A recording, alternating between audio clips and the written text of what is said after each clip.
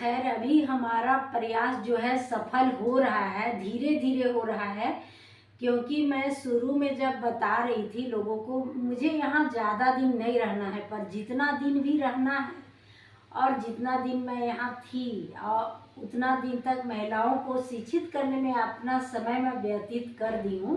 और ऐसा नहीं है कि मैं उसी में केवल अपना कार्य भी की हूँ और अपना कुछ काम भी था वो भी कर रही हूँ। महिलाएं सारा काम करने के बाद, खाना बनाने के बाद, लोगों को खिलाने के बाद, उसके बाद भी वो बिजनेस में जा सकती हैं, मॉल में काम करने जा सकती हैं। जिनके घर में अगर आर्थिक स्थिति खराब है, उनकी आर्थिक स्थिति बहुत खराब है, तो उन्हें घर में बैठने से तो काम चलेगा नहीं।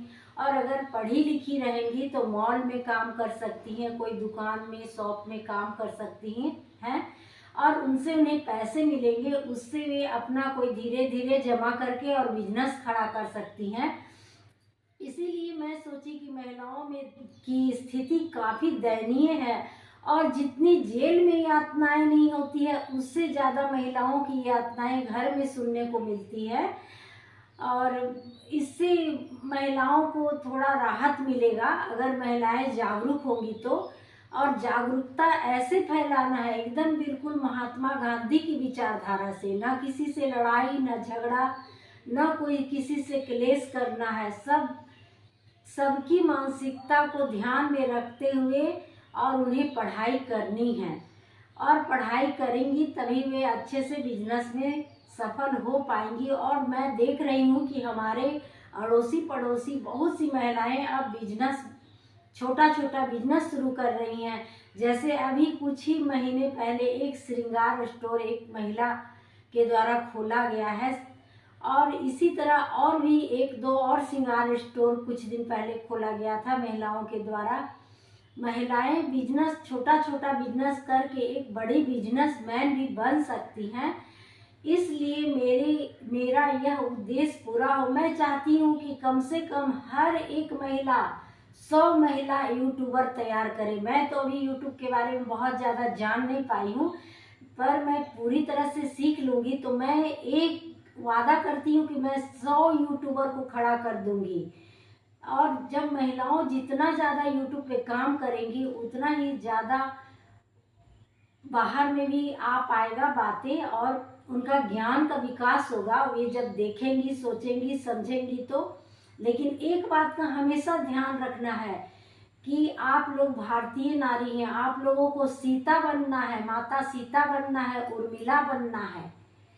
आप लोगों को सुपर्णखा कभी नहीं बनना है, इस बात का याद रखिएगा। आप लोग को जब भी बनना है तो रामायण की, रामचरितमानस की सीता और उर्मिला बनना है।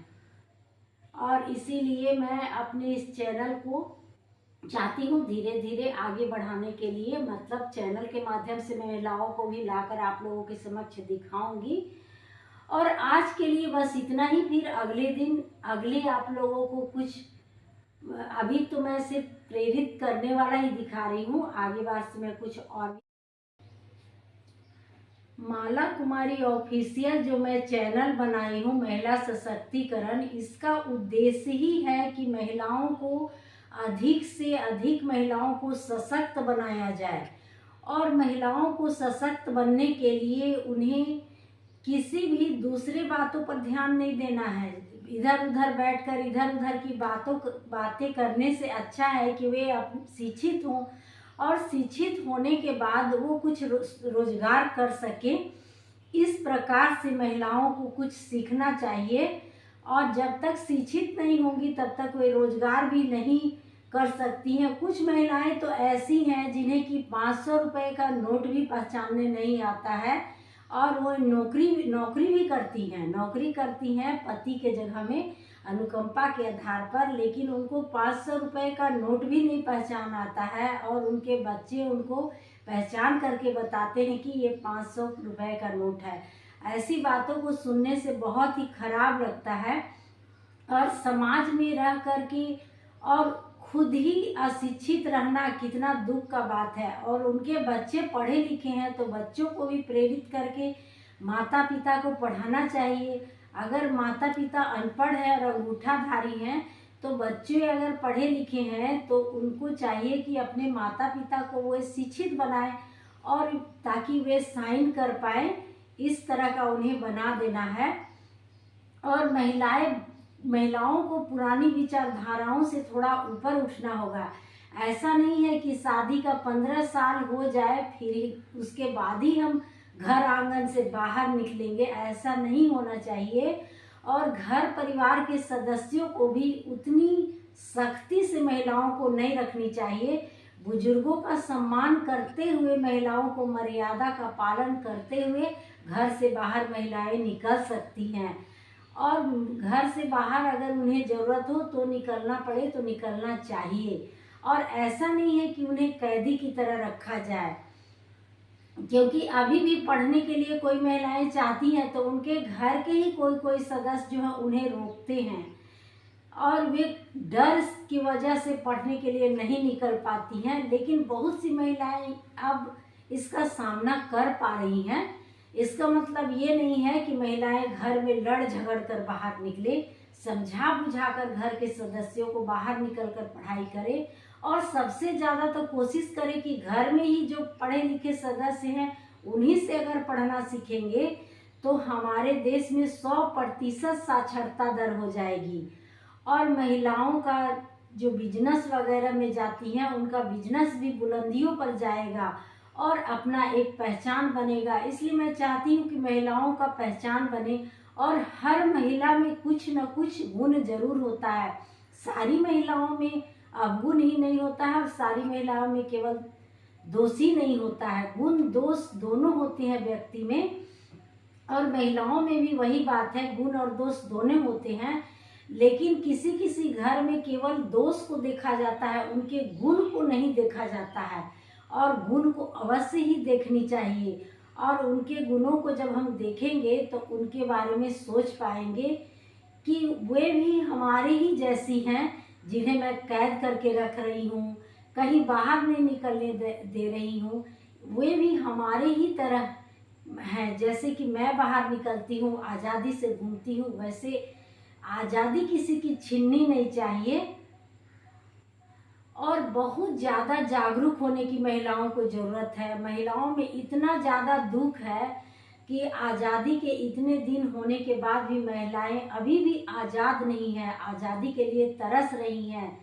और इसलिए शिक्षा बहुत ज़रूरी है, और एकदम शांत वातावरण करके शिक्षा लें। जैसे महात्मा गांधी की विचारधारा थी कि लड़ाई झगड़ा ये सब करने की जरूरत नहीं है, एकदम शांत वातावरण में शिक्षा लें, और कभी भी अमर्यादित टिप्पणी ना करें किसी के पास। जब भी बोले तो सम्मानजनक बातें ही बोले। और इस प्रकार से मैं ज़रूर से ज़रूर उन महिलाओं को वीडियो में लाकर आप लोगों को दिखाऊंगी जो कि पहले घर से बाहर ही नहीं निकलती थी, और अब बाहर निकलकर पढ़ने भी जा रही हैं महिलाएं, जो कि उम्र भी बहुत हो चुका है लेकिन पढ़ने के लिए अभी भी जागरूक हो पाई हैं। और ये सब महिला ऐसा हो जाएगा तो महिलाएं काफ़ी सशक्त हो जाएंगी और हमारा देश महान बन सकता है। नमस्कार दोस्तों, मैं हूँ माला कुमारी। आप देख रहे हैं महिला सशक्तिकरण के लिए मैं वीडियो बनाती हूँ और यूट्यूब पे डालती हूँ, और मैं सिर्फ एक ही वीडियो अभी डाली हूँ इससे पहले, और आज ये मेरा दूसरा दिन है। और सबसे पहले तो मैं ये बताना चाहती हूँ कि महिलाओं को सशक्त होने के लिए शिक्षा की जो आवश्यकता है, शिक्षा पर जोर देना बहुत ही ज़रूरी है। और उससे भी दिक्कत है, अशिक्षित महिलाओं को लाना पड़ता है, उन्हें घर से बुला करके और उन्हें प्रेरित करना पड़ता है। और वो लोग अभी वीडियो में फ़िलहाल नहीं आना चाहती हैं, लेकिन बहुत सी महिलाओं को मैं शिक्षित कर चुकी हूँ। और कुछ महिलाएं तो लिखने पढ़ने के लिए उन्हें आ गया है, लेकिन बहुत सी महिलाएं ऐसी हैं जिन्हें अभी तक लिखना पढ़ना नहीं आया है, अभी वो सीख ही रही हैं। लेकिन पता नहीं क्यों महिलाएं काफ़ी पुराने विचारधारा को लेकर अभी भी चल रही हैं, इसीलिए वे लोग अभी भी पढ़ने की इच्छुक नहीं रहती हैं। लेकिन उन्हें फिर भी प्रेरित करके हम लोग और हमारी जो टीम है, अड़ोसी पड़ोसी लोग भी पढ़ाते हैं। सबसे पहले तो उन्हें अपने घर के सदस्यों से ही पढ़ने के लिए सीखना चाहिए, और अगर घर के सदस्य नहीं पढ़ा पा रहे हैं तो अड़ोसी पड़ोसी से भी सीखने का कोशिश करनी चाहिए। लेकिन महिलाएं बाहर निकलना ही नहीं चाहती हैं और वीडियो में भी नहीं आना चाहती हैं। लेकिन मैं कभी न कभी आप लोगों से वादा करती हूँ कि वीडियो में महिलाओं को जरूर लाऊंगी, और जितनी अधिक महिलाएं शिक्षित होंगी उतनी ही अधिक वीडियो बनना शुरू होगा। क्योंकि यूट्यूब पर महिलाएं आना ही नहीं चाहती हैं, पता नहीं क्यों नहीं आना चाहती हैं। यूट्यूब पर आने वाला शख्स जो है वो कोई गलत काम नहीं कर रहा। अगर यूट्यूब पर आकर के किसी तरह का जागरूकता फैला रहा है या कुछ बता रहा है, कुछ शिक्षा से संबंधित और समाज में रहने के तरीके कैसे रहने चाहिए, तो इस पर ध्यान देना चाहिए और वीडियो में आना चाहिए। मैं तो कहूँगी अधिक से अधिक महिलाएं जो शिक्षित हैं, अशिक्षित हैं, वे भी वीडियो बनाना सीखें और यूट्यूब पर वीडियो डालें। तभी महिलाएं सशक्त हो सकती हैं। महिलाएं अपनी समस्याओं को दूसरे के पास बता सकती हैं। अभी भी महिलाओं का घूंघट तो हटा है, लेकिन घूंघट हटने से भी उनकी विचारधाराओं में परिवर्तन नहीं आया है, क्योंकि अभी भी वही पौराणिक विचारधारा पे चल रही हैं। लेकिन अब तो बिल्कुल ही नई विचारधारा पे ही चलना होगा, तभी समाज एक विकसित समाज का निर्माण होने के लिए शिक्षा बहुत ही आवश्यक है। जब तक समाज में अशिक्षित लोगों की संख्या में कमी आएगी और शिक्षित लोगों की संख्या में वृद्धि होगी, तभी हमारा समाज बदलेगा और आगे बढ़ेंगे हम लोग।